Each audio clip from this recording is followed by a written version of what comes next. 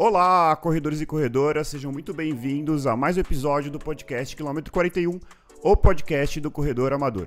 Eu sou André Moraes, sou médico e corredor e estou aqui com Murilo Groschitz, treinador de corrida e corredor, e hoje, finalmente, nós vamos falar sobre calçados, vamos falar de tênis de corrida.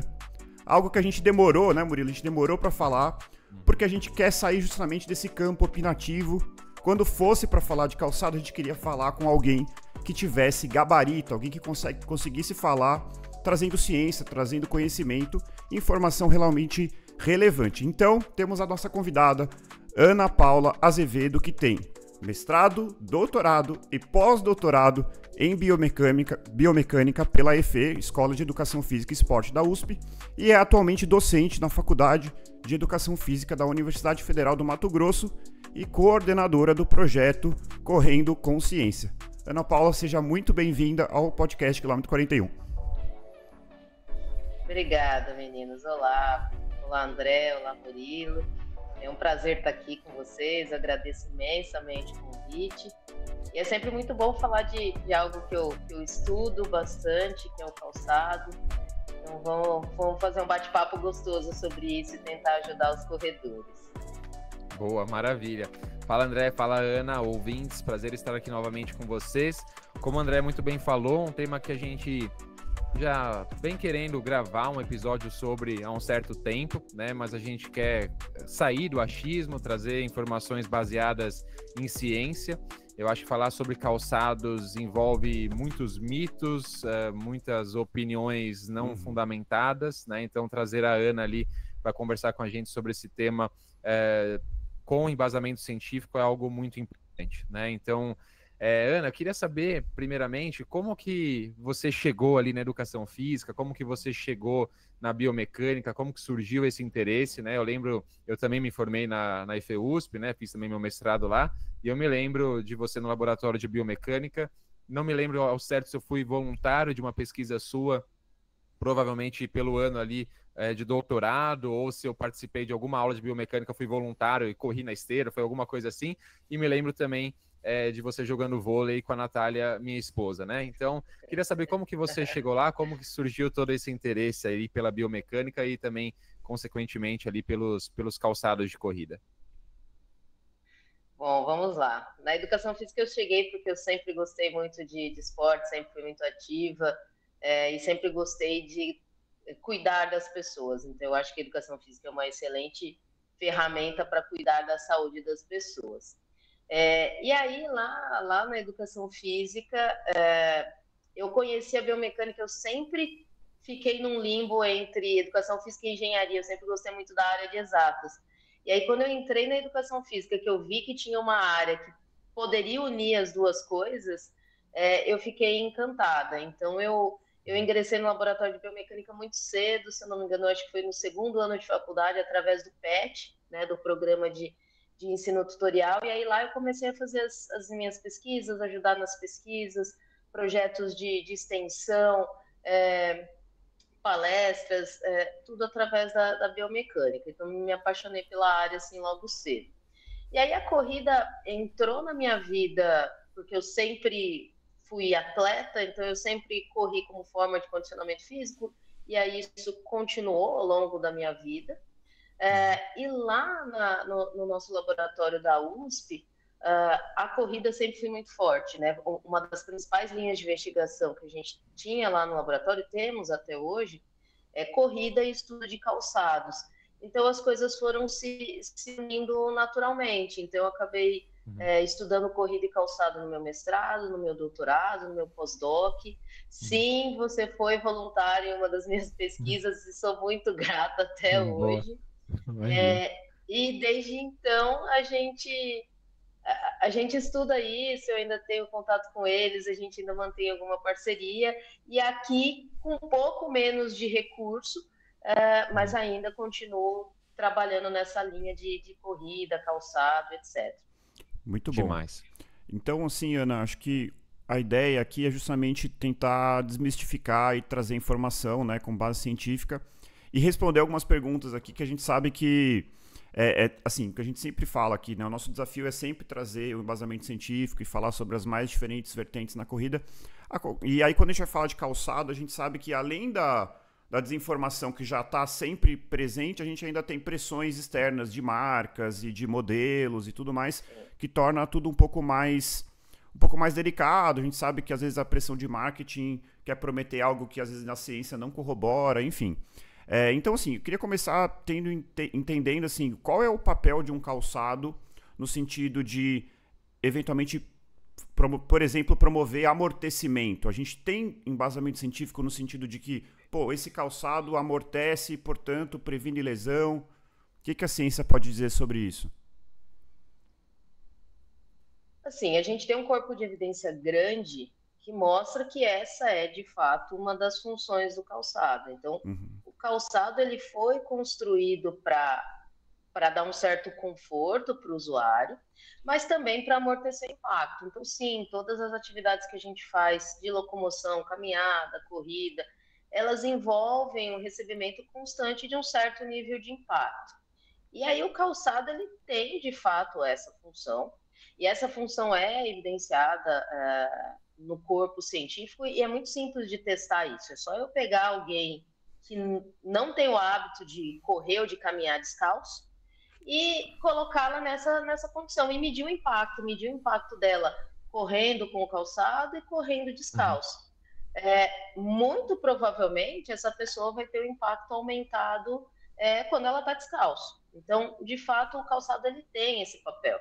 Eu acho que o grande problema é que as pessoas superestimam o papel do calçado, né? O calçado ele tem esse papel, mas o nosso corpo ele não depende do calçado, porque o nosso corpo ele também tem um sistema protetor intrínseco. E sem contar que o corpo ele é muito adaptável.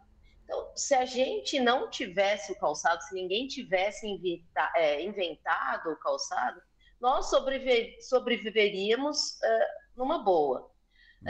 Mas ele pode ajudar, eu estaria mentindo se ele não cumprisse essa função. E ele cumpre especialmente hoje em dia nas sociedades mais modernas, mais globalizadas, onde essa questão do marketing calçadista, a criança nasce e a gente já coloca um tênis de marca no pé dela e ela já cresce de tênis sem esses estímulos perceptivos, né, do descalço, de outras formas de calçado, enfim.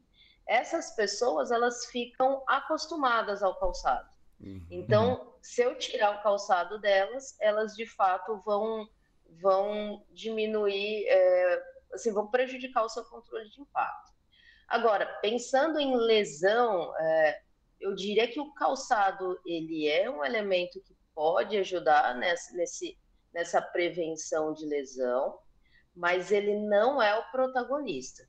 E aí, novamente, acho que entra o problema. As pessoas acharem que o calçado é milagroso, que ele é o protagonista nessa prevenção de lesão e esquecer de outras coisas, como cuidar do próprio treinamento, da periodização de treino, trabalhar outras capacidades que são muito importantes para a corrida e geralmente são negligenciadas.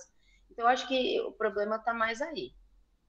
Legal. Eu acho, né, Ana, que as pessoas têm uma tendência de terceirizar, né, a culpa por algo, né? Então é muito mais fácil quando você se lesiona, você fala, nossa, acho que foi meu tênis novo, acho que foi isso, acho que foi aquilo, né? Você sempre coloca a culpa no calçado, né? É muito mais difícil, de repente, você olhar ali para os seus treinos e você ver que você exagerou, que você não cumpriu a sua planilha, que você correu mais forte do que devia, que você aumentou o longo de 1h30 para 2 horas quando não devia fazer, né? Você não fez as suas sessões de musculação, não fez seu fortalecimento, então há uma tendência ali dos corredores tentarem terceirizar ali a culpa e aí o tênis acaba, coitado, o tênis acaba sendo ali muitas vezes o bode expiatório, o vilão, né? E muito interessante, eu achei muito legal o que você falou, eu lembro disso também nas aulas de biomecânica, lembro de você falando isso também, sobre essa questão da sociedade moderna, né? A gente está muito acostumado, né, a usar calçados com amortecimento desde crianças, né? Então a gente acaba não treinando, não desenvolvendo ali, por exemplo, a força da musculatura intrínseca do nosso pé. Então, uma pessoa que do nada quer começar a correr com calçados mais baixos, né, com menos amortecimento, ou quer passar para calçados minimalistas, que mais para frente a gente vai falar deles, muitas vezes pode, né, ter uma certa dificuldade, pode até apresentar algum tipo de lesão, porque fez essa transição sem permitir com que o corpo se acostume, certo? Então, é bem por aí, né? A gente está acostumado há muitos anos a usar calçados com muito amortecimento, né? E, então, faz sentido a gente continuar utilizando eles na prática esportiva, ou se a gente quiser mudar o tipo de calçado, fazer uma transição bem progressiva, correto? Exatamente. Olha quanta coisa você já falou logo no início da sua fala e que interferem na corrida, né? Planilha, periodização de treino, tempo de descanso, Uhum. todas essas variáveis, elas são muito mais importantes do que o calçado. E aí eu acho que é meio que do ser humano, né? Querer terceirizar a Uhum. culpa das coisas.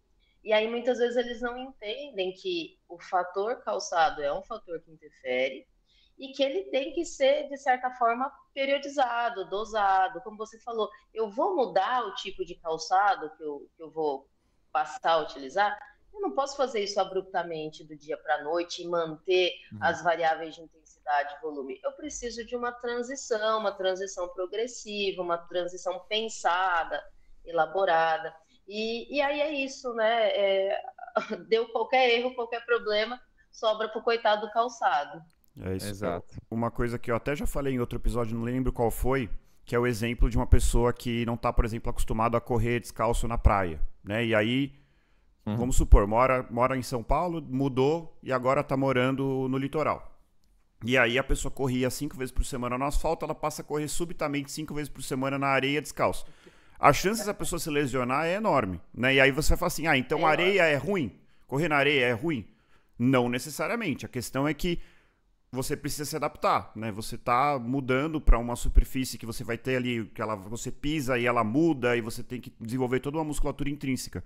E aí o que eu até falei nesse outro episódio que eu sinceramente não lembro mais qual foi, que o mais louco é que na corrida tem coisas que são fatores de risco e fatores de prevenção. A mesma coisa pode ser um fator de risco e pode ser um fator de prevenção. Então você pega, por exemplo, esse corredor na areia, uma pessoa que corre 1 vez, 2 vezes por semana na areia e vai se adaptando e desenvolve essa habilidade, isso pode ser muito bom. Ele vai desenvolver toda uma musculatura intrínseca, como já foi falado, e talvez essa pessoa tenha menos lesão.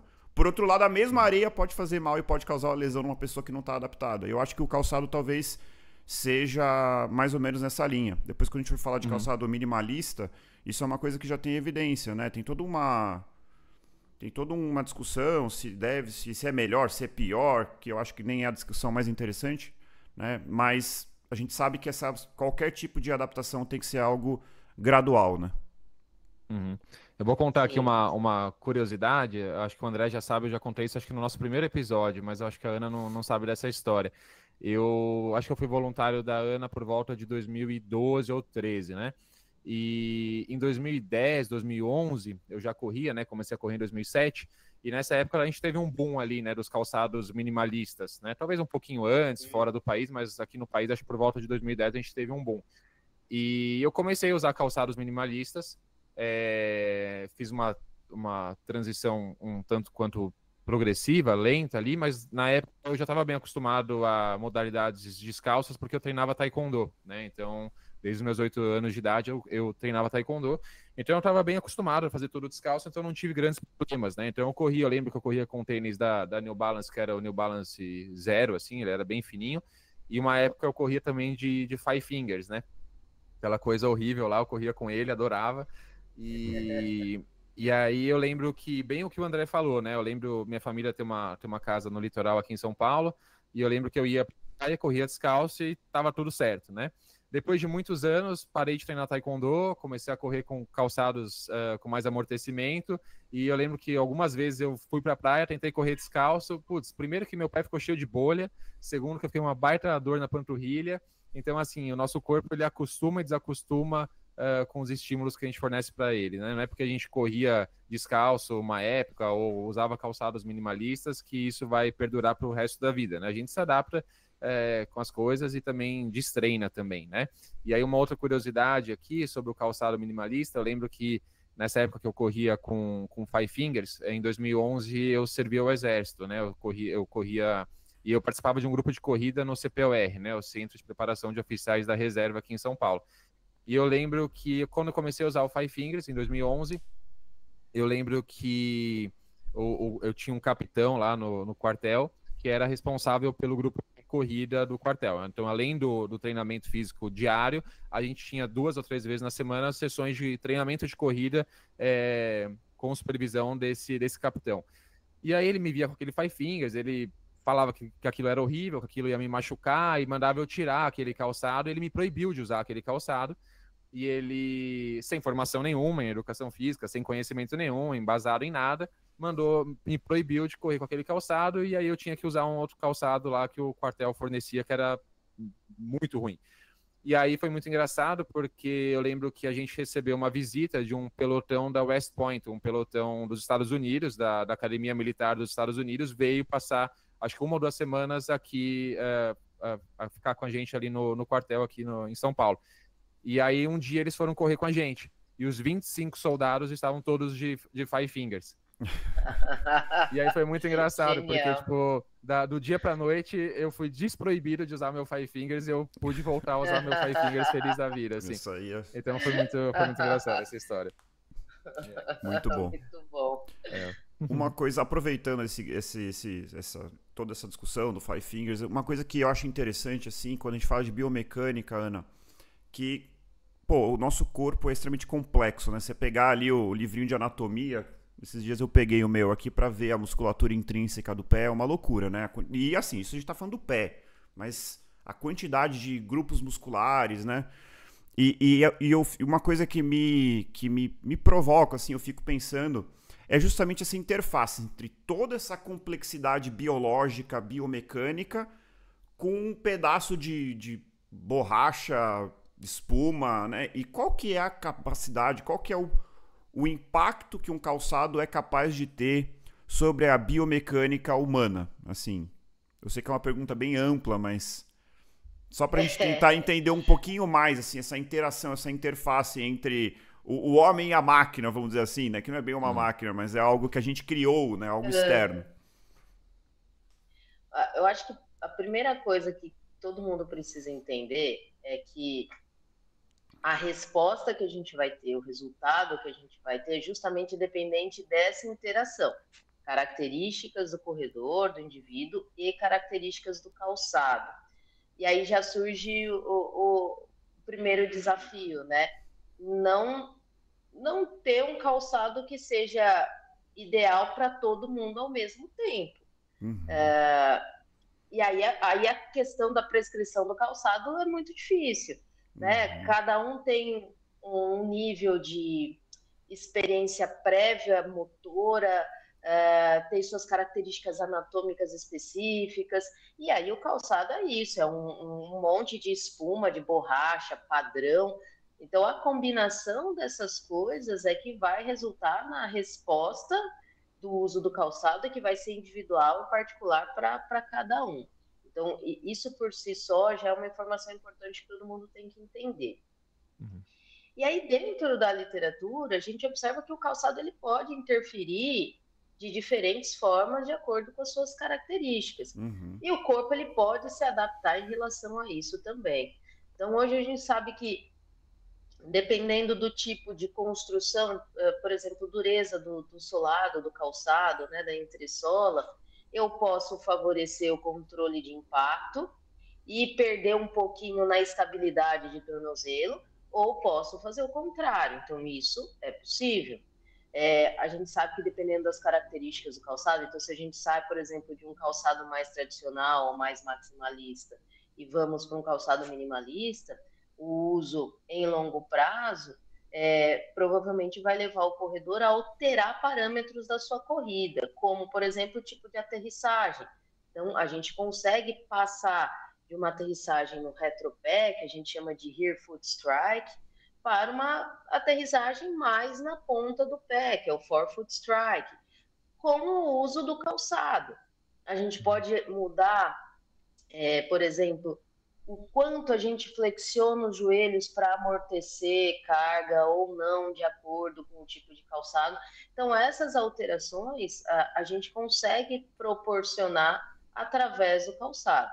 Aí o quanto elas vão ser significativas para o indivíduo ou não, aí depende de muitas coisas, depende do Uhum. nível de experiência do corredor, lesões prévias, se ele sente dor ou não, o caminho que eu vou seguir, então qual tipo de calçado eu vou utilizar. Então a gente tem alguns tipos de calçado que, por exemplo, temos evidências de que eles reduzem a sobrecarga articular no joelho.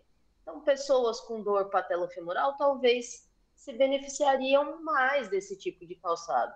Então, para onde eu vou caminhar e como ocorrem essas adaptações, depende de muitos fatores. Como você falou, o corpo humano ele é muito complexo em questão de estruturas envolvidas, né, no controle dessas características biomecânicas e considerando a plasticidade do próprio Exato. sistema neuromuscular. Então, assim, é algo que é bem complexo e as pessoas tentam transformar em algo muito simplista, né? Ah, eu vou correr com esse calçado aqui, pronto, vou torcer o pé, vou aumentar o impacto. Eu vou correr com esse calçado que a minha pronação excessiva vai desaparecer. E não é bem assim que funciona, né? Essa adaptação, essa resposta de interação usuário-calçado é muito, muito complexa mesmo. Uhum.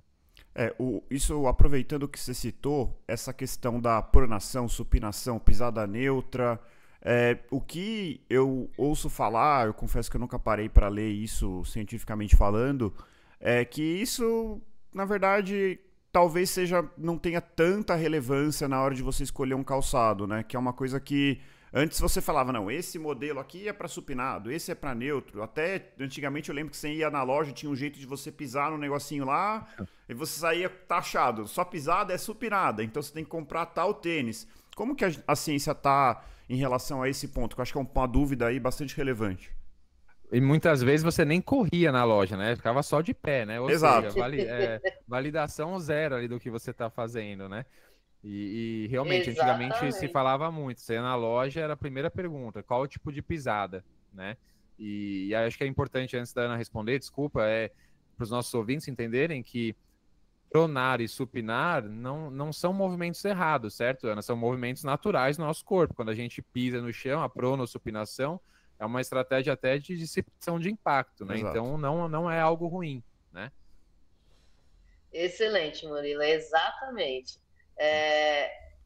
A pronação e a supinação são movimentos naturais, de fato, eles estão lá na nossa técnica de movimento, eles têm que estar num apoio, em cada apoio, o ideal é que haja, né, um movimento de pronação e supinação se alternando justamente para isso, para a gente ter esse amortecimento de carga ideal.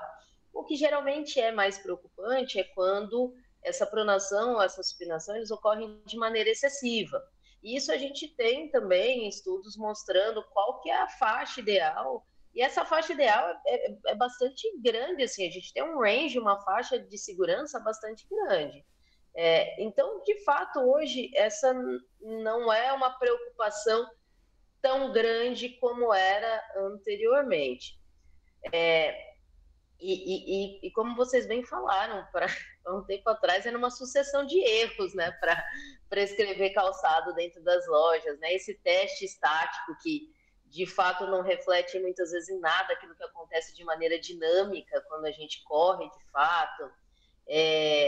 O tipo de medida, então alguns eram tipo um teste de carimbo de pé, né? Parece teste de pezinho de criança e, enfim, não diz nada, né? Não tem embasamento científico nenhum. Eu ainda percebo, em menor grau, como vocês apontaram, mas ainda percebo essa preocupação, calçado para pronador, para supinador.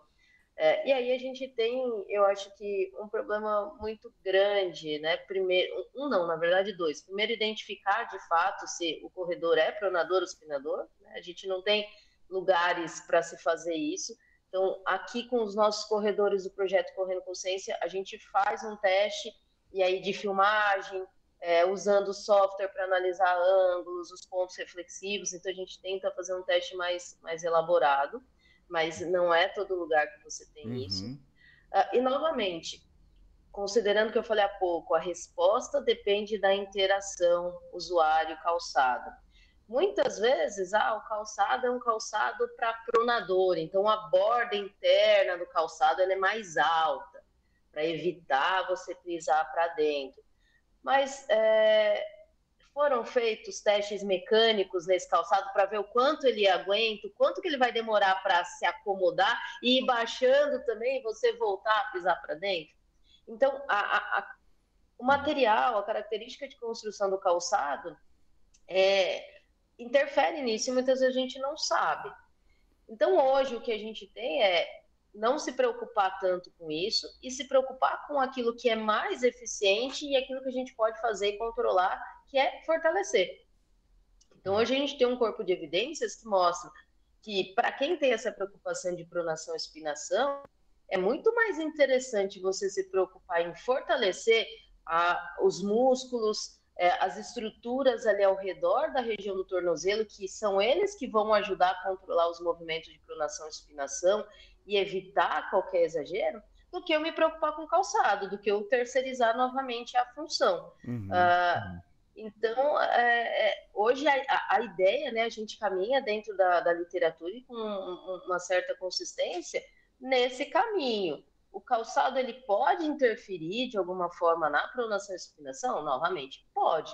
Mas o peso que isso tem na vida do cidadão é muito pequeno. O fortalecimento é muito mais importante e muito mais eficiente. E você vê que isso, na verdade, são várias etapas. Primeiro, você tem que dizer, pô, tudo bem, ele é um pronador, mas isso é ruim.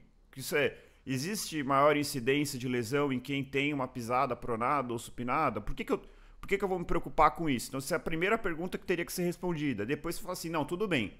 Descobrimos, tô falando hipoteticamente aqui, tá, gente, para ficar claro. Descobrimos que pronação é ruim, vamos dizer assim. Vamos fazer imaginar. Então, você tem que pegar o calçado, comparar com outro grupo de pronadores, um grupo usar o calçado para pronador, e aí ver, até onde eu sei, isso não foi feito, ou se foi feito, teve evidência nula, né? Então, assim, acho que é muito... E eu acho incrível como isso entrou na sociedade, assim, você falava de tênis de corrida com qualquer pessoa, a primeira pergunta, não, calma, você é pronador ou supinador. Uma outra coisa, Ana, pra gente aproveitar que a gente tá falando de pisada, né, é a questão do qual parte do seu pé você impacta o solo, se você é um corredor de antepé, de médio pé ou de retropé. O que a gente sabe sobre isso e se existe alguma maneira de o calçado interferir nesse processo? O que a gente sabe é que não existe, isso a gente chama, né, de geometria de aterrissagem, não existe uma geometria perfeita.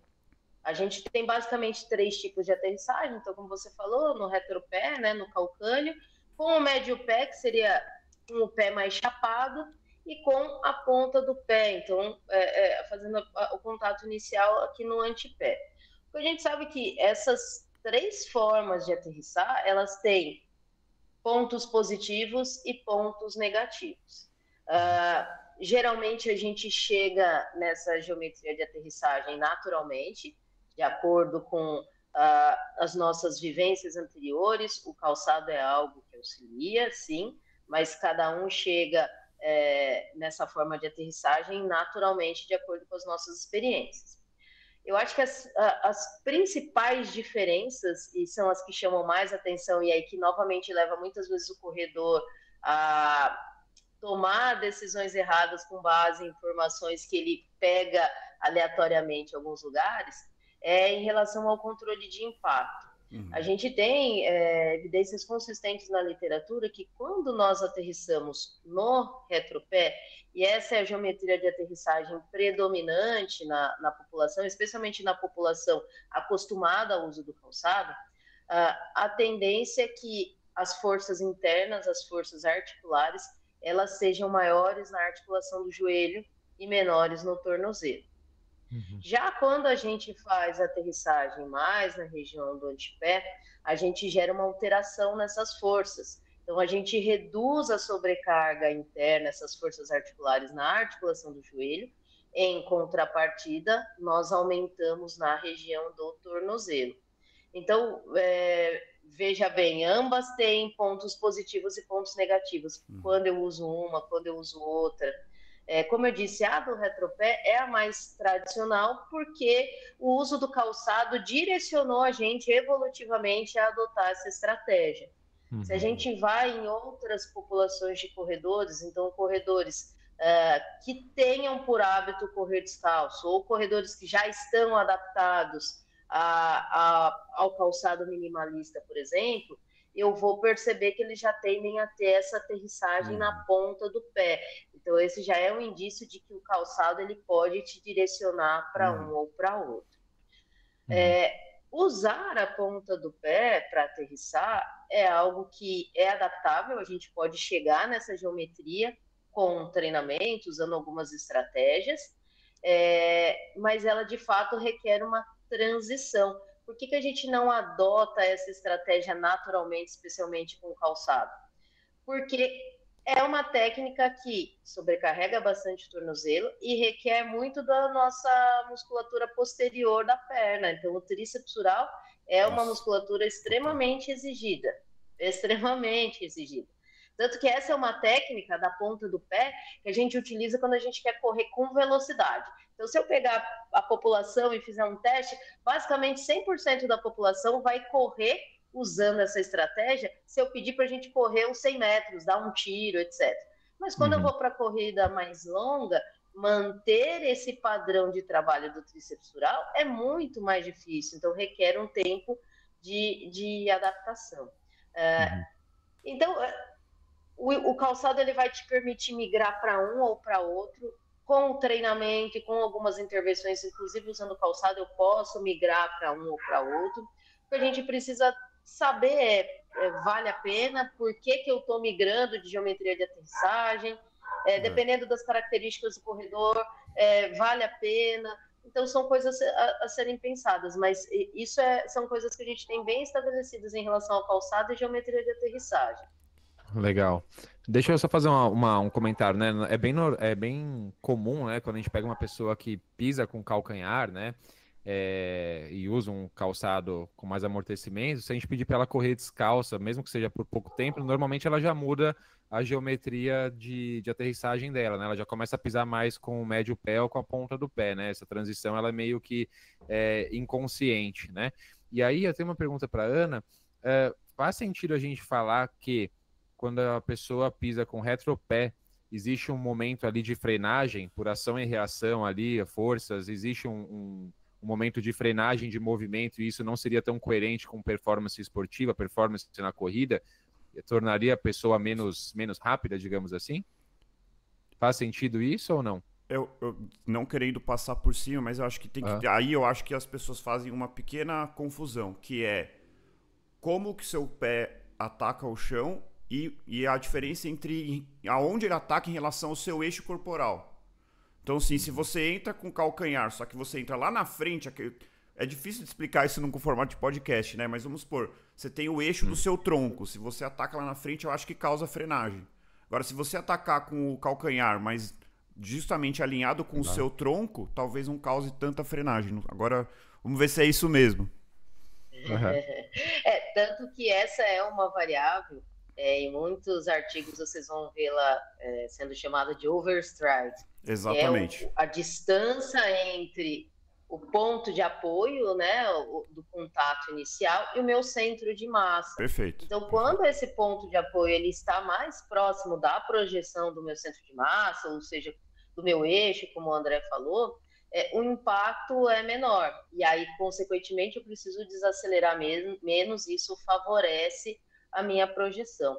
Essa fase de ligeira desaceleração e posterior aceleração, a gente vai ter independentemente do tipo de aterrissagem, porque é a questão do atrito, aí é física, se eu não tivesse isso, a gente iria escorregar e passar reto o pé.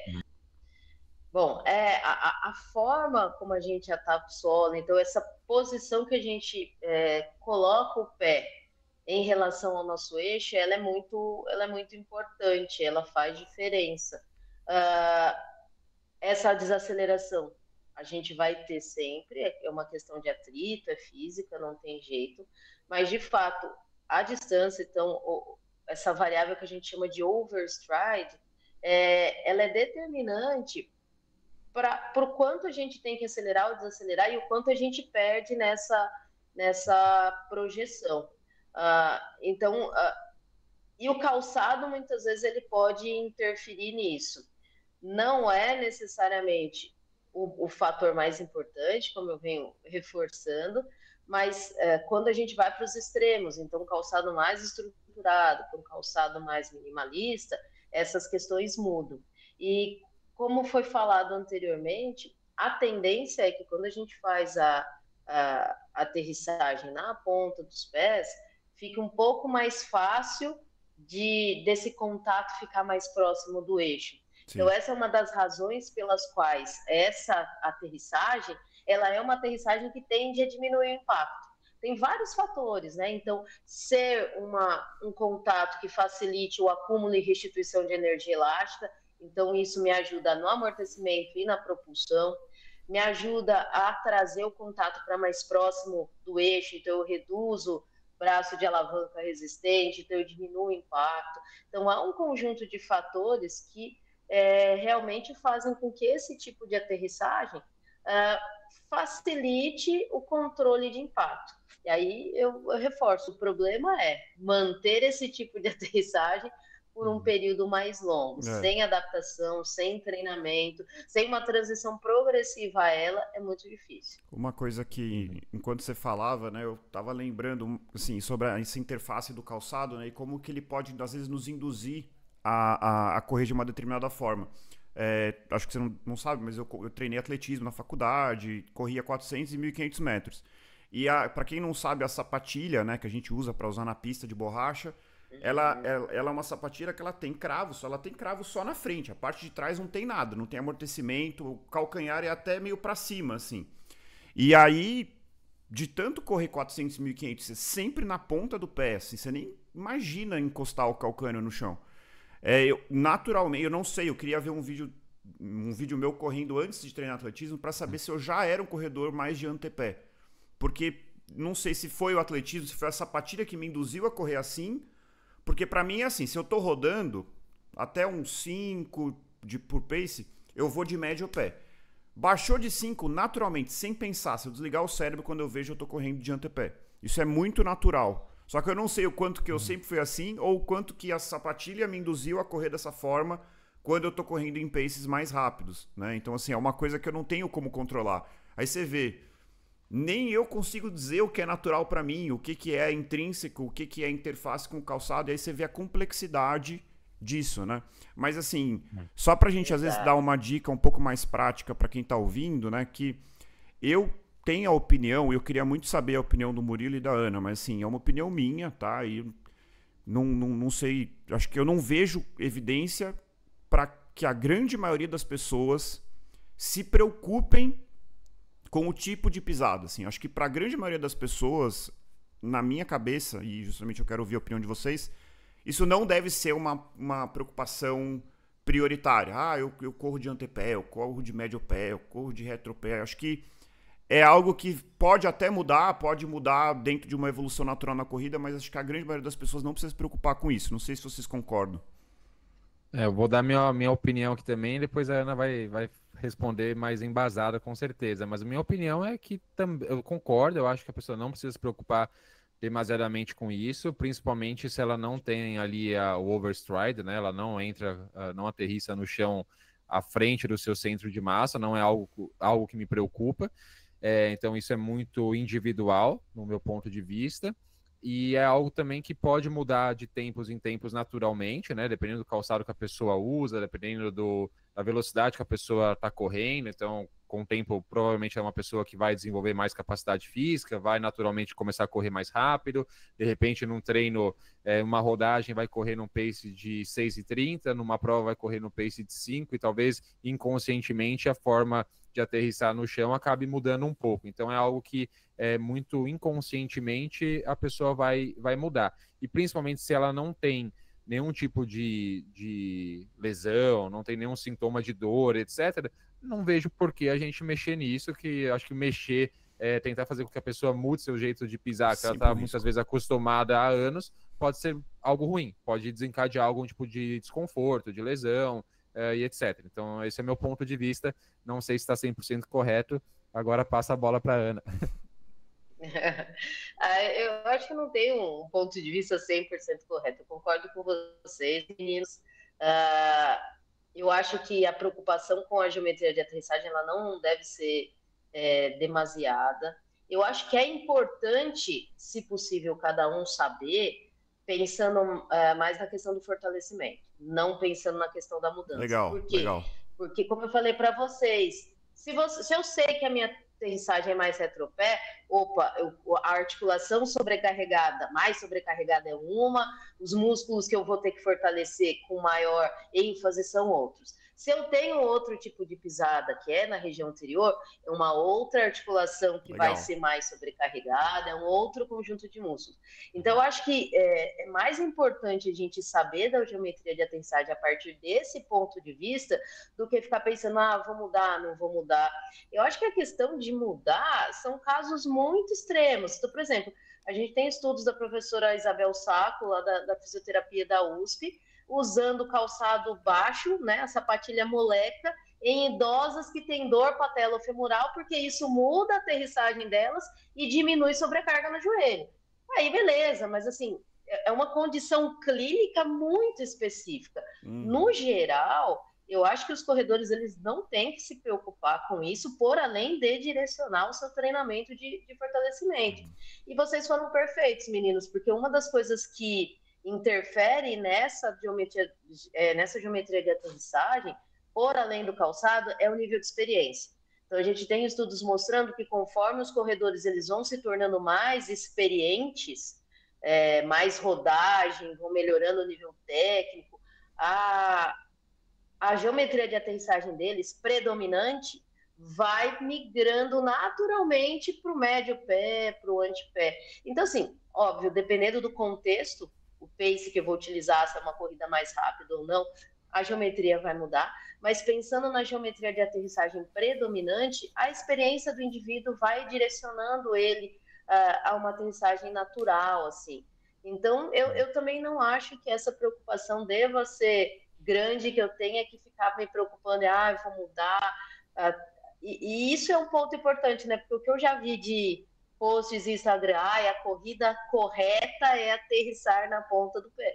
Não, vamos entender o que está por trás disso, e aí eu me preocupo e direciono de maneira adequada. Tem imagens assim de atletas olímpicos que correm com calcanhar, às vezes até eu já vi na Olimpíada, você vê que a pessoa é meio obcecada, eu fico prestando atenção nisso, o cara tá correndo lá 5 mil, e aí eu vejo que, de fato, a grande maioria corre de antepé, mas no meio lá tem um queniano ou um etíope, e o cara tá correndo com o calcanhar lá na frente, você fala, como é que esse cara tá conseguindo?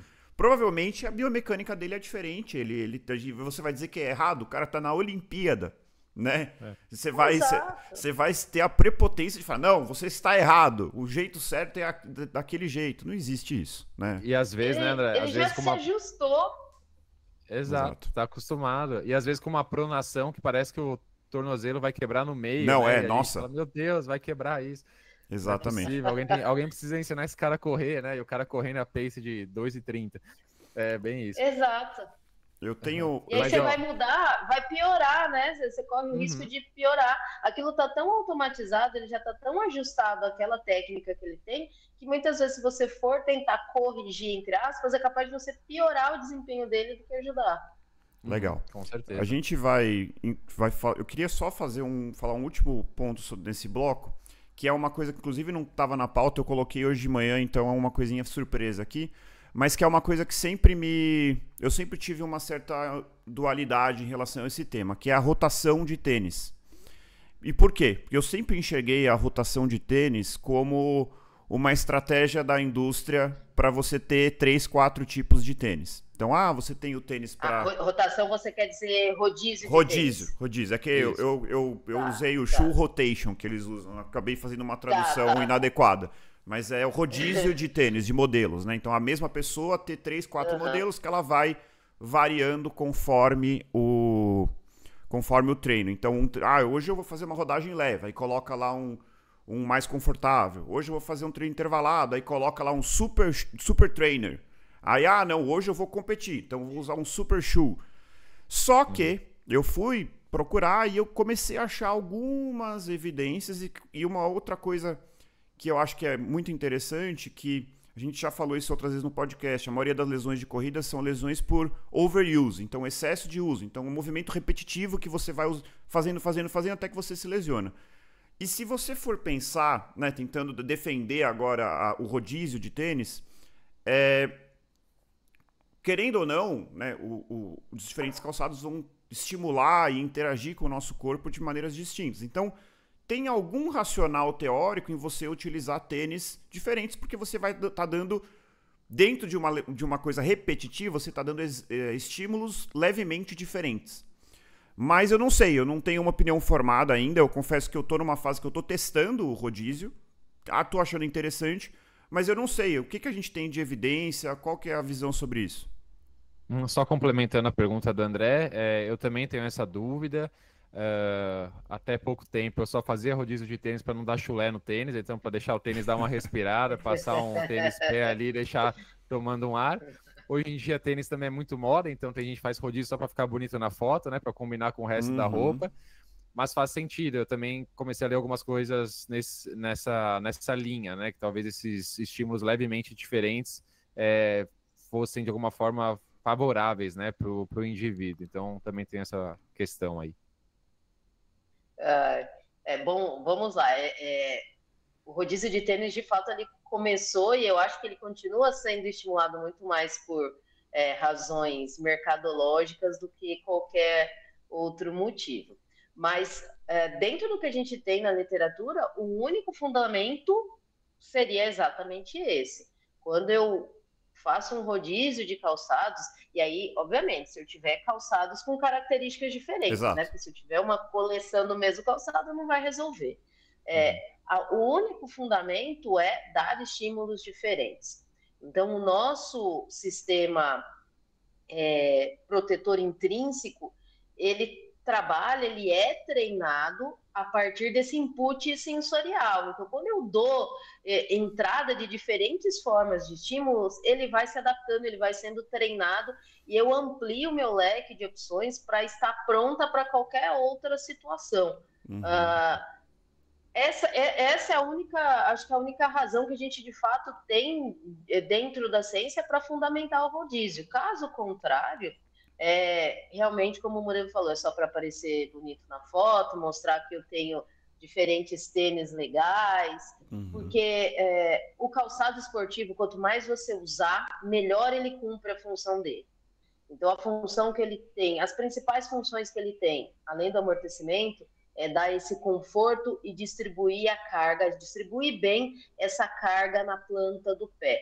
E aí, quanto mais eu uso o calçado, mais ele se molda ao meu pé, melhor é essa distribuição na planta do pé, melhor é o conforto. Então, se a gente fosse pensar no rodízio por, vou deixar o calçado descansando, quando eu uso o material acomoda, então esse material precisa voltar, porque senão ele não está cumprindo as funções, isso é balela. Tá? Legal, quanto mais eu uso o calçado, melhor ele cumpre as funções dele. Então, a principal razão, né, com evidência científica, que fundamenta esse rodízio seria dar um input sensorial, dar uma variação de estímulo para o meu sistema perceptivo e, consequentemente, meu aparelho locomotor. Aí eu estou treinando esse mecanismo interno de proteção. Legal. É basicamente aquele termo, né, amaciar o tênis, né, meio que verdadeiro, né, a pessoa se torna mais familiarizada ali com o calçado, ele cumpre melhor a função dele, pelo que eu entendi, resumindo, pode ser interessante ter mais de um calçado e alterná-los, né, mas também não é uma necessidade, então para quem está nos ouvindo, só tem um calçado, tá tudo bem. Eu, particularmente, corri muitas vezes, comprei um calçado, usei um ano e pouco, quando estava muito gasto, eu trocava e nunca tive problemas com isso, né?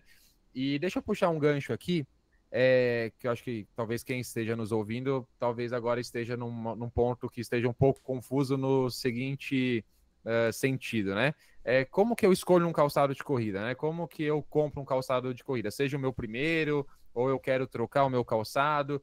Murilo, já entendi aqui. Oi, diga. Vamos deixar essa pergunta mais para frente. Eu queria falar antes Tá bom, dos pode tênis ser. de placa. Que aí Boa, é verdade. No Boa. bloco 3 a gente vai falar sobre escolher o seu tênis. Só pra Beleza, gente... aí eu faço essa pergunta. Boa. Mas essa pergunta acho que é o grande, assim... Talvez o corredor que não é tão obcecado, gosta tanto de ciência como a gente, talvez esteja louco para chegar nessa parte. Mas vamos falar rapidamente. Então ouça até o final para chegar nessa Exatamente, desculpa te cortar. Sobre a questão do desempenho, né? A gente falou aqui de várias coisas, mas assim...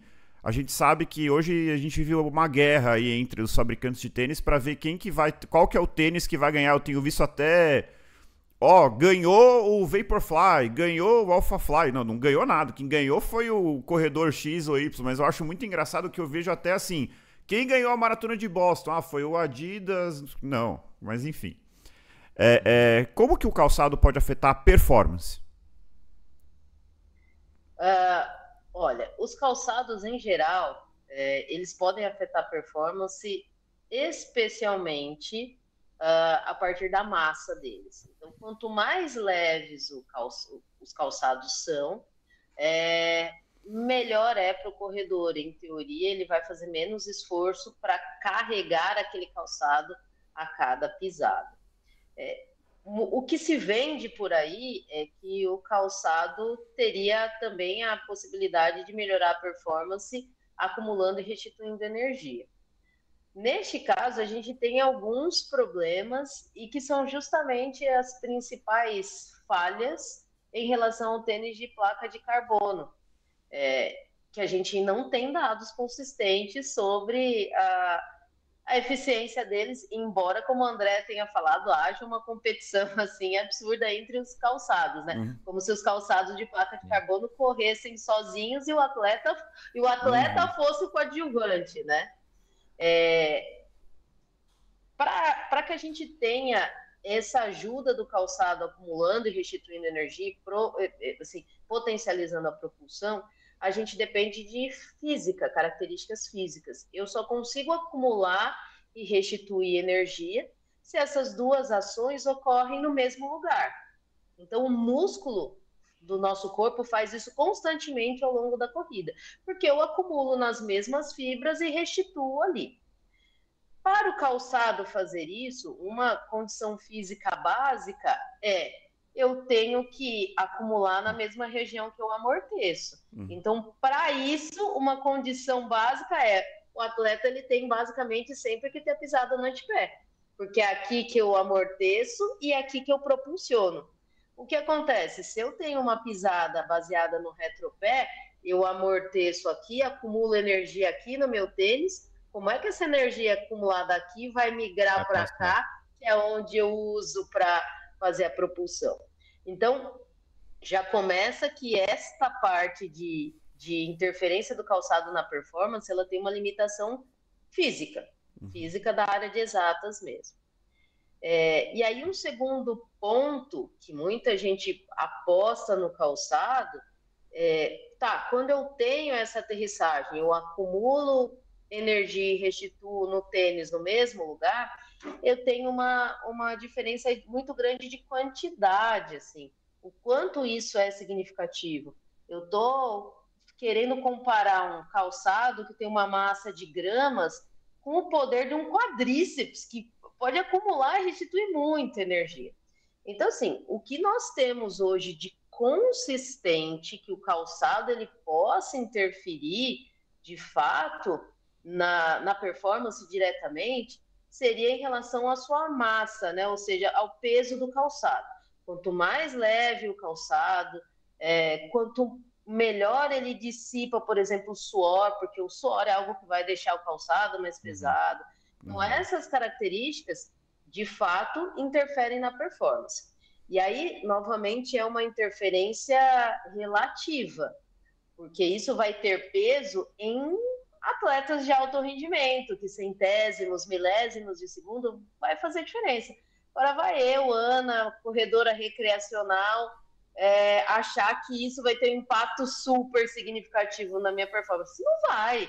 Eu tenho tanta coisa a mais para me preocupar, para melhorar, que essa contribuição do calçado para a performance, ela vai ser pouco significante. Então, calçado ele pode interferir na performance? Pode, mas essa é uma contribuição relativa e o peso dela, a significância dela, o impacto na vida do corredor vai depender muito do tipo de corredor que a gente está falando. Ô, Ana, e fale um pouquinho sobre a placa de carbono, assim, qual que é o racional da placa de carbono e qual a evidência que a gente tem? Porque hoje em dia, daqui a pouco vão inventar os shorts com placa de carbono, a camiseta com placa de carbono, a viseira, que, assim, querem botar placa de carbono em tudo, né? Assim, virou uma obsessão, assim, qual que é a evidência da placa e qual é o mecanismo, pelo menos se não tiver uma evidência de que ela funcione, qual que é o racional? Vou só complementar a pergunta também, levando em consideração uma coisa que a Ana falou, né, que é a questão física de que para que a gente tenha um impulso, digamos assim, né, do tênis, a gente precisaria acumular e restituir energia na mesma região, né? E aí também perguntando isso, será que o tênis com placa de carbono pode trazer algum benefício para alguns tipos de corredores e para outros não? Então as pessoas talvez mais velozes que tem uma tendência, não necessariamente, mas tem uma tendência de pisar com o antepé, teria um benefício maior de se utilizar a placa de carbono, sim ou não, e se essa restituição ela é significativa para a performance ou não, se a ciência já tem alguma coisa em relação a isso. Tá, então vamos começar primeiro o que são esses calçados de placa de carbono, né? Então eles são calçados feitos com uma placa, né, um material que é mais leve, são mais elásticos e, em teoria, são mais responsivos, são mais reativos. Então, na teoria, o papel deles seria justamente fazer isso, tentar potencializar a capacidade do calçado de acumular e restituir energia, já que todo apoio que a gente realiza no chão, a gente tem que amortecer. Então, por que não, neste amortecimento, acumular essa energia e já utilizar na fase seguinte, que é a propulsão? Então, a principal característica dos calçados de placa de carbono é isso, inserir na entressola esse material mais leve, uma espuma mais leve, mais elástica, mais reativa, nessa tentativa de aumentar o impulso e melhorar o acúmulo e restituição de energia pelo calçado. O que a gente tem de evidência na literatura? Infelizmente, é tudo muito inconclusivo, muito inconsistente. Nós temos alguns estudos que mostram que esse calçado ele poderia melhorar a performance pensando em melhorar a economia de corrida. Então, o corredor ele passaria a gastar menos energia para fazer a mesma tarefa. Mas ainda assim isso não explicaria a placa de carbono, porque, como eu disse a vocês, um calçado leve, e de certa forma a proposta do calçado com placa de carbono é também ser mais leve, poderia fazer isso. Então a gente não sabe se essa melhora na economia de corrida é pela placa de carbono ou é simplesmente pelo fato de ser um calçado mais leve. Tem alguns estudos que mostram resultados positivos na velocidade, no tempo, mas, novamente, eles são muito inconsistentes. Alguns mostram melhoras só em determinado tipo de público, outros mostram que essa melhora, essa potencialização da performance com o uso do calçado de placa de carbono só ocorreria em velocidades específicas de corrida, então, geralmente, entre 14 e 18 km por hora. Tem estudos que falam, olha, melhora, mas o significado disso, né, a implicação clínica, né, na performance, no desempenho de fato, é muito pequena. Então, o que parece se for para beneficiar, quem provavelmente vai se beneficiar são os corredores de elite, que aí tem uma pisada, como o Murilo falou, que favoreça mais essa restituição, porque eu estou acumulando e restituindo no mesmo local, isso me leva a uma pisada que favorece. Mas, novamente, o quanto isso é a placa de carbono em si, ou o quanto é a condição que eu criei com a placa de carbono, e se eu estivesse usando um outro material que me levasse a essa mesma pisada, o quanto que não seria essa a condição. Então, embora haja essa disputa, o Kipchoge melhorou com tal calçado de carbono, fulano com tal calçado, a gente ainda não tem evidências consistentes para dizer, olha, o calçado de placa de carbono, ele melhora e nem se melhora significativamente, porque é isso, uma coisa é melhorar, sei lá, 1%, 2%, outra coisa é, quanto que esses 2% vão impactar na minha vida? Isso é relevante? Vale a pena eu gastar mais de R$1.000 para ter uma melhora que é bem mais de 1.000, né? Uhum. Exato. Então, eu acho que esse é o ponto. Temos evidências para um lado, temos evidências para o outro, e aí a gente ainda requer estudos mais minuciosos para que a gente consiga bater o martelo sobre isso. A gente não consegue concluir e, de fato, dizer, olha, é o calçado de placa de carbono. Não conseguimos. Isso é uma... Interessante. Eu vou falar dois lados. Isso é um fato. Eu acho que a evidência, ela realmente ela é pobre. Eu vi um estudo que eu, infelizmente, não vou ter a referência aqui, que comparou diferentes super tênis, né? E tinha lá o benchmark, que eu não vou falar o nome, mas foi o primeiro que surgiu, e outros calçados. E eu lembro que nesse estudo, o que eles perceberam é que dentre os super tênis de diferentes marcas, tinham muitos que se chamavam de super tênis, mas tinham impacto zero. E o que mais me chamou a atenção nesse estudo especificamente é justamente o que a Ana falou, que o benchmark, que foi o primeiro, né, o que criou praticamente essa tecnologia, tinha melhorado a performance, que oscilou entre 2% e 3%. Então, assim, claro, 2%, 3% numa distância de maratona, pode ser algo significativo. Agora, vou comprar um tênis de placa de carbono, eu sou um corredor iniciante e estou correndo um 5K. Será que em 5 km, nada contra o 5K. Aliás, 5K é uma das provas que eu acho mais dolorosas e mais desafiadoras. Mas, enfim, assim, como que a pessoa vai... Será que a pessoa vai colher realmente esse benefício numa distância relativamente curta, né? Então, assim, dito tudo isso, eu tenho meu tênis de placa de carbono e, assim, aí eu não sei se é subjetividade ou é porque eu coloco ele e falo, hoje é dia de paulada, mas, enfim, eu corro muito, eu me sinto... Eu sinto a diferença de percepção agora individual, né? A minha.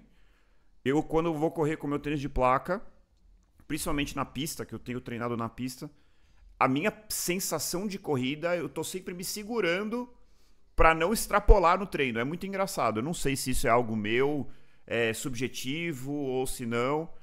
Ou se é a leveza do tênis, que de fato é muito leve, né? Foi uma diferença muito grande. Enfim, é uma coisa que eu ainda não consegui diferenciar. O que é só o quanto eu tô sendo impactado pela tecnologia ou o quanto de fato pode estar me ajudando ou não. É muito interessante isso, né? Eu não tenho tênis de placa, acho que nunca vou ter. Me sinto muito bem com os meus. Tenho um calçado mais leve que eu uso para treinos intervalados ou para as provas e tenho uma sensação de que ele, de alguma forma, favorece. Engraçado que essa sensação que o André tem usando o tênis de placa dele, de precisar segurar e etc., o ritmo dele para não extrapolar no treino, uma sensação muito semelhante que eu tinha na época ali dos 2011, 2012, quando eu usava meu Five Fingers, toda vez que eu colocava ele para uma pista de atletismo, eu senti uma melhora absurda assim na minha performance, placebo ou não, psicológico ou não, eu senti uma diferença, talvez aterrissava mais com o meu antepé, o tênis extremamente leve também, né, só uma sapatilha basicamente, então eu senti uma certa diferença, né. O que eu acho em relação aos tênis de placa também, o que é ruim hoje em dia é que muitas vezes em alguns grupos de corrida ter o tênis de placa é quase que uma obrigação, né? A pessoa que não tem se sente mal por isso, por não ter aquele calçado, né? E aí não se faz essa avaliação da real necessidade de ter ou não, né? Eu e o André, a gente já brincou aqui várias vezes no podcast, né? O dinheiro é seu, você faz o que você quiser, se você se sente bem com calçado, ninguém precisa opinar sobre isso, né? Se você tá feliz com o seu calçado, independente de quanto você pagou, se tem placa ou não tem, tá tudo certo, né? Mas o problema é isso, muitas vezes as pessoas acharem que são obrigadas a terem um tênis de placa para performar bem, né? Para melhorar o seu desempenho. E mais uma vez, terceirizando muitas vezes as responsabilidades e muitas vezes se frustrando quando compram um tênis de placa de carbono e não percebem uma mudança significativa na sua performance. Eu já vi isso acontecer, já vi gente se machucar, porque muitas vezes a estrutura é muito diferente do tênis de placa de carbono, faz com que ela mude um pouco a sua mecânica de corrida e ela acaba se machucando, né? A pessoa quer usar o tênis de placa em todos os treinos, como eu vejo às vezes, estou lá no Parque Ibirapuera fazendo meu treino longo, passa alguém correndo, nada contra esse pace, mas visualmente falando, fazendo um treino leve de rodagem, correndo ali a 7 por quilômetro e usando um tênis de placa. Não faz sentido, ao meu ver, aquela pessoa tá usando um tênis de placa ali, gastando um tênis que é super caro, que não faz sentido ela usar para correr leve, fazer a sua rodagem, né, ao meu ver. Então, o grande problema é esse. Então, eu tenho essa dificuldade também quando os meus alunos me perguntam, devo comprar um tênis de placa? Não devo? Isso é muito individual, né? Sim. A ciência não nos dá uma base ainda muito forte se faz sentido ou não. Esse corredor, para ele, faz sentido, não faz? Qual é o tipo de pisada dele? É um corredor mais veloz, não é? Então, são várias variáveis, né? E eu acho que tem um pouco do efeito placebo também, né? Se a pessoa compra um tênis, putz, custou R$ 2.500, tá todo mundo usando e falando que melhora a performance, ela vai lá, coloca no pé e bate o RP dela, né? E, tipo, tá tudo... Então, assim, é meio complexa essa discussão. Sobre isso que você falou, Murilo, uma coisa que, só complementando, que quando eu uso o tênis de placa, que eu falei que eu tenho que controlar o pace, mas isso é só no intervalado mesmo. No aquecimento, que eu tô rodando ali no aquecimento, eu faço isso para 5,30, não só eu não vejo esse benefício, como eu tenho a sensação que eu tô, sei lá, correndo de tamanco, assim, porque ele é um tênis altão, e ele é muito instável. E eu não sei se biomecanicamente isso faz sentido, mas em paces mais lentos, em ritmos mais lentos, eu sinto mais essa instabilidade. No momento em que eu acelero um pouco mais, eu sinto, eu consigo me estabilizar mesmo usando tênis de placa. Aliás, vamos aproveitar para fazer essa pergunta, assim. Essas super espumas, os tênis de placa, muitos têm essa dificuldade da estabilidade, né? Ou eu tô falando besteira? Não, você está super certo, André, porque o que acontece? Esses tênis de placa, a tendência é eles deixarem o calçado, em geral, mais alto. Uhum. E essa é uma das características que a gente olha até na hora de escolher um calçado, é uma característica importante. Essa altura de solado do calçado, ela traz mais ou menos estabilidade, especialmente para a articulação do tornozelo. Então, a tendência é que calçados mais altos, e aí os calçados de placa de carbono, os calçados maximalistas, eles se encaixem nessa categoria. São calçados que vão, para a maioria das pessoas, serem mais desafiadores na hora de manter a estabilidade de tornozelo e podem até ser em algum nível um fator de risco para entorse. Porque realmente eles geram essa instabilidade. Maravilha. Bom, então a gente vai falar de como escolher o seu tênis, mas antes eu vou convidar todos os nossos ouvintes que estão acompanhando pelo YouTube a curtir o vídeo, se inscrever no canal. A gente tem muito mais ouvintes do que inscritos no canal. Então, se você estiver ouvindo, não deixe de se inscrever, faz diferença pra gente. Para quem acompanha no Spotify, que é a maioria, lembre-se de compartilhar esse episódio com aquele seu amigo corredor. Lembre-se também de seguir a gente no Spotify.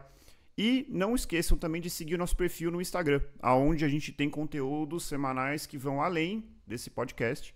Então, pelo menos 2 Reels semanais que a gente faz com muito cuidado para atender ao formato do Instagram, que é muita informação em pouco tempo. É sempre um desafio, mas eu tenho aprendido a gostar desse desafio. E então não se esqueçam de seguir a gente no Instagram. E para aquelas pessoas que realmente gostam do que a gente faz aqui, a gente tem o nosso Apoia-se, que o link está na bio do Instagram. Para quem não for fazer falta, puder contribuir. Lembrando que a gente tem episódios bônus mensais para apoiadores. Queria também convidar a Ana para falar aqui as suas redes, para quem quiser acompanhar o seu trabalho, acompanhar o seu perfil. Qual que é o seu Instagram, Ana? Bom, o meu Instagram pessoal é @Nana_Azevedo_. Esse é o meu perfil pessoal. E aí o perfil do projeto é o @CorrendoConsciência_UFMT. Então, lá a gente mostra um pouquinho o nosso projeto de extensão de corrida, que nós temos aqui em Cuiabá, na Universidade Federal.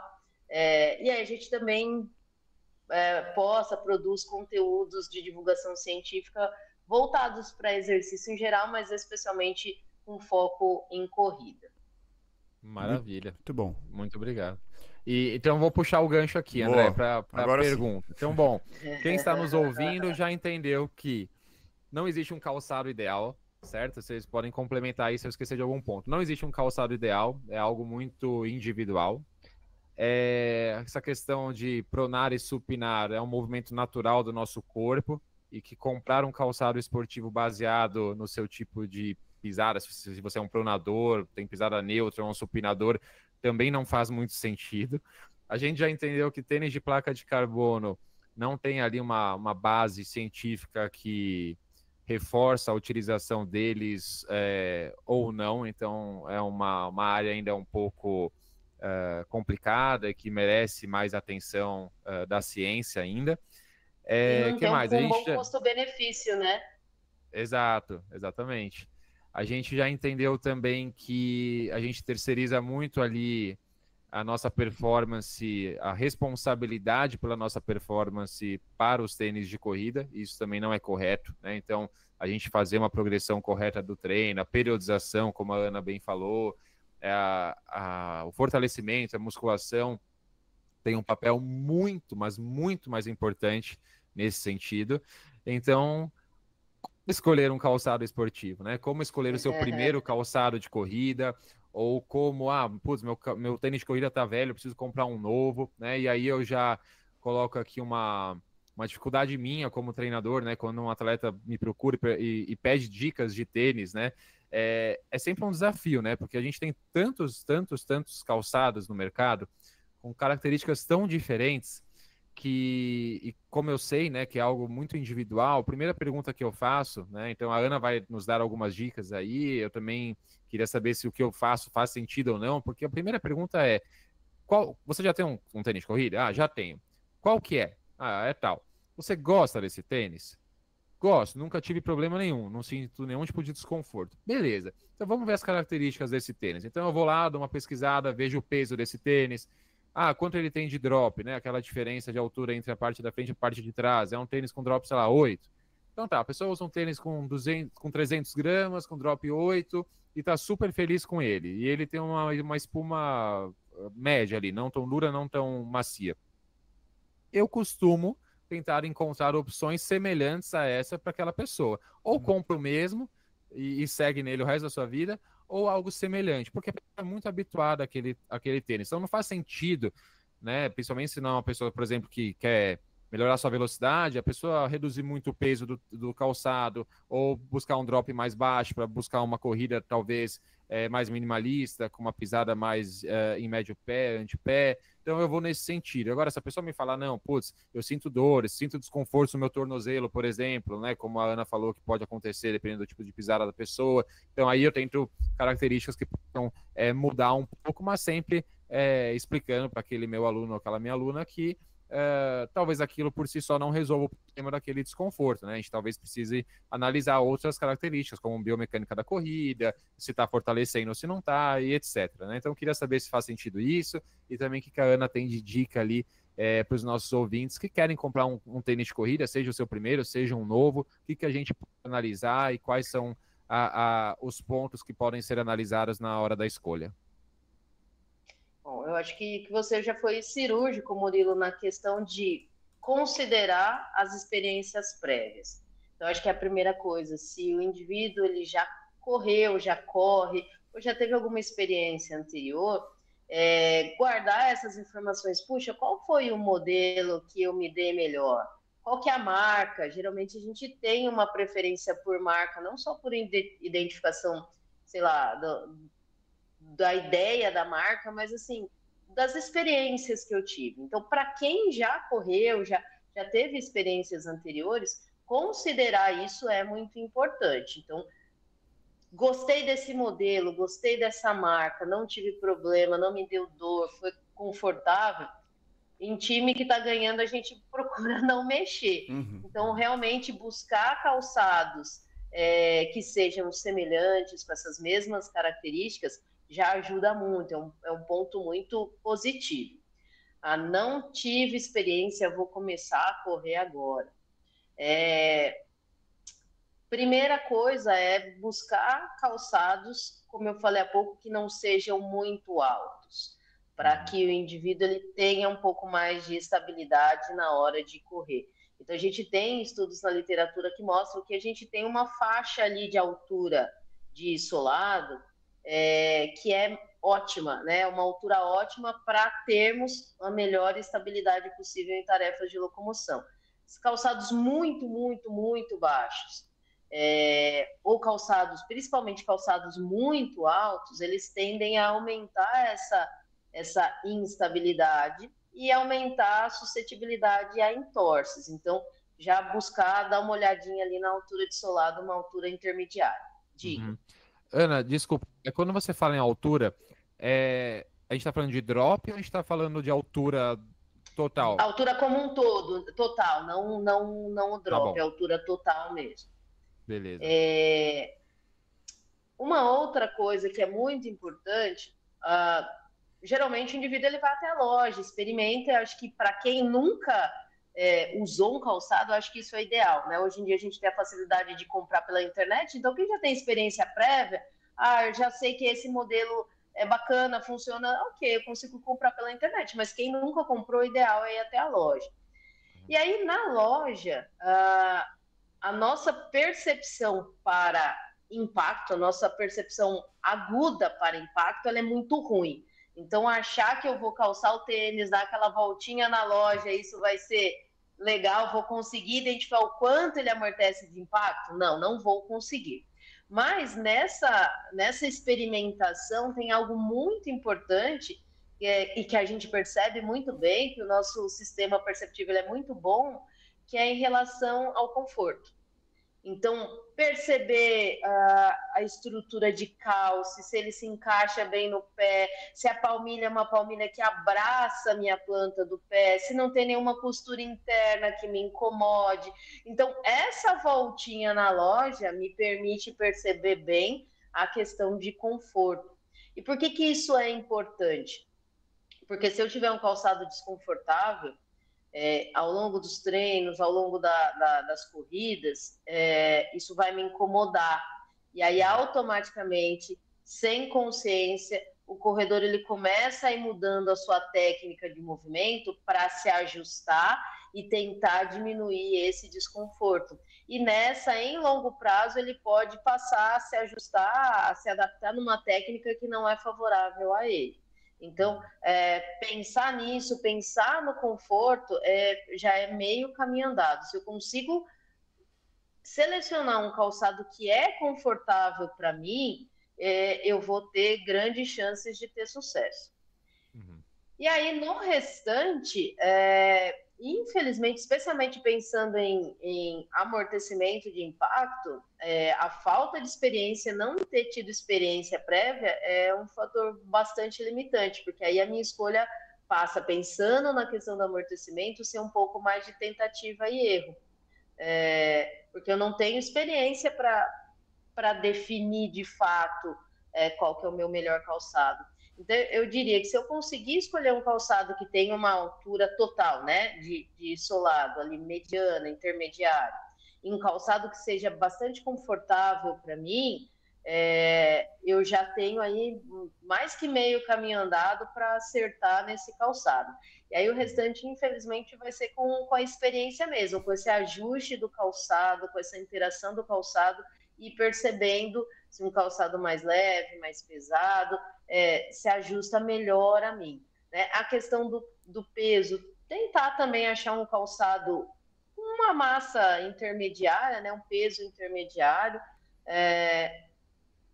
que isso facilita essa adaptação do corredor, especialmente o corredor iniciante. Mas, infelizmente, a gente não tem uma cartilha pronta. Eu acho que essas são as principais dicas, as principais coisas que a gente tem que pensar na hora de comprar, de adquirir um calçado. Legal. Eu acho que o... Desculpa, Murilo. Isso é uma dúvida que eu tinha, né? Que, assim, sobre se a gente pode utilizar porque assim, até vi uma pesquisa, não lembro aonde foi, sobre o que os corredores consideram mais importante, né, dentro de um calçado, quando ele está procurando um calçado. E o que eles consideram mais importante, não surpreendentemente, é conforto. Então, a grande maioria das pessoas busca conforto e amortecimento. São essas duas coisas que as pessoas mais buscam, né? E não por acaso as marcas têm ido muito nesse cenário, assim, de ter tênis com mais amortecimento, acabam, a gente até fazendo um pouco o gancho aqui com a próxima parte, começa a ir mais pro lado maximalista da coisa, então tênis mais robustos, e eu acho que, sabe, eu sempre me perguntei, putz, será que conforto é a melhor métrica, né, que a pessoa vai buscar? Mas assim, eu acho que, como você falou, a pessoa que está começando, eu evitaria os extremos, né, então assim... Vou começar a correr agora, vou comprar um tênis de placa de carbono. Não, calma. Ou, vou começar a correr agora, vou comprar um tênis minimalista. Você já usou tênis minimalista? Acho que sim. Isso talvez seja uma boa dica também, né? Começa pelo intermediário. Compra um tênis. Não precisa comprar o tênis mais caro que tem no mercado. Compra um intermediário. O custo também é algo relevante, né? A gente sabe, eu queria saber esse dado. Não sei se esse dado existe, mas assim, de quem começa a correr. Quantas das pessoas que começam depois de um ano ainda estão correndo? Isso é uma dúvida que eu tenho, porque às vezes as pessoas assim se empolgam, né? É uma tendência do ser humano a se empolgar, e aí o cara já quer ir na loja, ele compra tudo e faz um mega investimento, daqui a um ano ele correu por 2 meses e parou. Claro que eu não quero que isso aconteça, mas infelizmente a gente sabe que muita gente... E aí o cara comprou um tênis às vezes de R$1.500, né? Será que era a melhor escolha? Vai com calma, compra um tênis mais intermediário de valor, nem tão maximalista, nem tão minimalista, não precisa ser tão alto, um tênis de uma estatura mediana, um amortecimento mediano.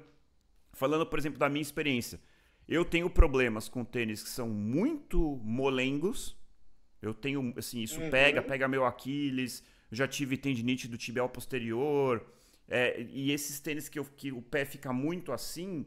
Né, que você pise e ele vai pra lá, ele vai pra cá, que você tá meio... Parece que você tá andando em cima de um colchão, assim, e eu tenho problema. Por outro lado, teve uma vez que eu comprei um tênis que era mais firme e eu também achei muito estranho. Então hoje eu sei, depois de muitos anos correndo, que eu gosto realmente do mediano, que tem algum grau de amortecimento, mas não que um tênis duro, rígido. Isso não tinha como eu antecipar esse aprendizado. Esse é o ponto que eu quero chegar aqui. Eu precisei ir lá testar, comprar, errei, comprei tênis que eu não gostei, no final usava pra ir na academia, porque eu não conseguia correr com ele, entendeu? Então assim, não tem como a gente antecipar isso. Essa semana eu recebo com frequência, me dá uma dica de tênis aí, porque as pessoas sabem que eu gosto de correr, tem um podcast de corrida e tal. E eu sinto que o Murilo sente, assim, putz, aquela pergunta de novo. Eu fico eu falo sempre assim, olha, o que você tá buscando? Essa é a primeira pergunta. Não, tô começando a correr, eu quero um tênis que eu possa usar todos os tênis. Tá bom, então você quer um tênis versátil. Você já, essas mesmas perguntas. E aí eu acabo assim, olha, eu gosto deste modelo. E aí eu falo. Não quer dizer que esse modelo você vai gostar. Eu falo o que eu gosto. Só que é óbvio, a pessoa pode não gostar. É muito complexo. As pessoas, quando fazem essa pergunta pra gente, né, elas querem que a gente só encaminhe o link ali de compra, a pessoa já executa a compra, como se fosse uma resposta simples, né? E aí, quando eu vou lá e faço outras perguntas em cima para tentar entender o perfil daquela pessoa, às vezes a pessoa acha um pouco estranho, né? Depois acaba entendendo, né? Mas é isso, eu acho que o primeiro tênis de corrida é sempre o mais difícil, né? E aí vale essas dicas de você tentar ficar ali numa média em todas as características, para que você, com o tempo e com o seu desenvolvimento como corredor, seu autodesenvolvimento, você desenvolvendo suas percepções, você entender aquilo que você prefere, como o André falou aqui, o que ele gosta, o que ele não gosta, e aos pouquinhos você vai desenvolvendo isso e vai conseguindo ser mais assertivo nas suas compras, né? Quando a gente fala em altura do tênis, é um dado difícil da gente encontrar, né? A gente encontra muito de drop, né? Para quem está ouvindo a gente, drop é aquela diferença entre a parte da frente do calçado e a parte de trás, né? Então, drop de 6 milímetros, 4 milímetros, são drops mais baixos, né? Drops intermediários por volta de 8 milímetros, se eu não me engano, né? E acima de 10 são drops mais altos. Então, mesma coisa, vale a regra de você tentar ficar numa média. A altura do tênis, é difícil a gente encontrar esse dado quando a gente vai comprar, né? Na descrição. Então, é muito assim, visualmente, né? Você vê aquele tênis que é muito altão, tem aquela sola muito elevada, você procurar evitar, né? A dica da E quando a Ana... gente experimenta, Murilo, dá para sentir quando ele é mais mais alto, alto. né? Então, assim, Uhum. lógico, um drop muito alto é algo que a gente tem que considerar, pensando na instabilidade, Sim. mas mesmo a altura total, quando a gente vê o quanto a gente está fora do chão, né, mais alto, então isso dá para sentir a hora que a gente experimenta, principalmente. Boa, parece um tamanco, né? Parece que você subiu ali uns centímetros ali. Exato. E a dica de ir à loja, né, e ter essas percepções ali, se tem algum ponto de incômodo ou não, né, é muito interessante essa dica. Uma outra dica aí se tiver algum vendedor de tênis aqui ouvindo, vai me matar, vai na loja, experimenta, anota qual você gostou e compra na internet, que é muito mais barato. Você pega umas promoções. Com certeza. Né? Mas é isso, eu acho que não existe uma receita de bolo aqui, né? Quando a gente fala em corrida, não existe receita de bolo para nada, né? E quando a gente fala de tênis de corrida, é a mesma coisa. Então, vale essas dicas, vale você se conhecer, não ir nas tendências, nas modas, toma cuidado com isso, tenta entender o que é bom para você. Não é algo crucial ou que vai fazer uma diferença significativa na sua performance, tem outros pontos mais importantes aqui, e é isso, né? Acho que são as nossas considerações, nossas dicas aí. Eu acho que essa é uma dica importante, Murilo, porque resistir às pressões externas muitas vezes é difícil, né? Então, o André já mencionou isso, eu estou começando, eu preciso ter um tênis de placa de carbono, eu preciso ter um smartwatch super robusto, eu preciso ter meia de compressão, eu preciso ter todo um óculos baixa pace, eu preciso ter um monte de coisa. E quando, na verdade, a gente precisa ter o básico ali cumprido, né? E isso vale muito para o tênis. Tem muita gente que acha que quanto mais caro o tênis, melhor ele mais ele vai amortecer. Então, é importante, especialmente para quem está iniciando, exatamente ir no intermediário, se conhecer primeiro essa interação, e não achar que tudo aquilo que é mais caro, todo esse aparato, ele é necessário para ser um corredor. Então, eu acho que esse é um detalhe importante também. Com certeza. Bom, então indo para o bloco final aqui, só assim, o que é um tênis minimalista, o que é um tênis maximalista e... Opa, travou? Voltou. O que é um tênis minimalista, um tênis maximalista e quais são os cuidados ou as recomendações que a gente tem que ter aí indo para um desses dois extremos? Bom, o tênis minimalista ele é um tênis menos estruturado, com menos amortecimento, e que ele foi criado para tentar mimetizar, para tentar simular as condições da corrida descalço. Então, a gente teve um tempo atrás um boom da corrida descalço, vários estudos com populações que cresceram vivendo descalço, especialmente os africanos, uma tribo indígena do México, mostrando que talvez isso pudesse resultar em menos lesões. Então, com base nessa linha de raciocínio, as indústrias calçadistas se ajustaram e criaram os tênis, né, os calçados minimalistas. Já os calçados maximalistas, eles vão para o outro oposto, né? Desculpa te interromper. Acho que seria legal, só se você falar assim, tipo assim, quais são as vantagens e os riscos de cada um dos extremos. Acho que seria legal, assim. Então, acho que, por exemplo, do minimalista, você vai mimetizar muito mais a pisada natural e tal, mas quais são os riscos e depois falar o do outro lado. Será que... Tá, então vou falar tudo do minimalista. Os principais riscos do minimalista, eu acho que tem a ver mais com a forma como a transição é feita, tá?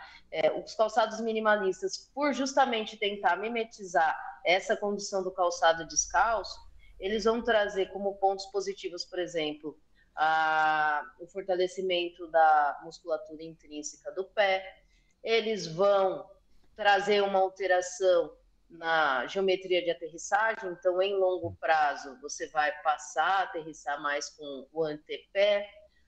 Isso traz, de certa forma, uma diminuição, uma redução no impacto, então um controle de sobrecarga menor, e aí, consequentemente, menores cargas articulares, forças internas na articulação do joelho. Em contrapartida, essa sobrecarga que antes estava no joelho, ela vai migrar para outra região, alguém tem que pagar essa conta. E aí, isso vai sobrar para o tornozelo, para as estruturas menores do pé, para os ossos menores, para essa estrutura mais intrínseca ali do pé. Então, o principal risco é fazer essa transição abrupta que a gente já falou em vários momentos aqui do podcast. Não dá para eu manter a minha planilha de treino e aí hoje eu estou com um calçado tradicional, não vamos nem falar do outro extremo que é o maximalista. Estou com um calçado tradicional e aí a partir de amanhã eu vou começar a correr com calçado minimalista, mantendo o mesmo volume, mesma intensidade, mesma frequência de treino. Isso não dá certo. Isso a gente tem vários estudos mostrando que eu simplesmente migro o local de lesão. Então, lesões que em geral predominavam na região do joelho e adjacências, elas vão passar para o tornozelo.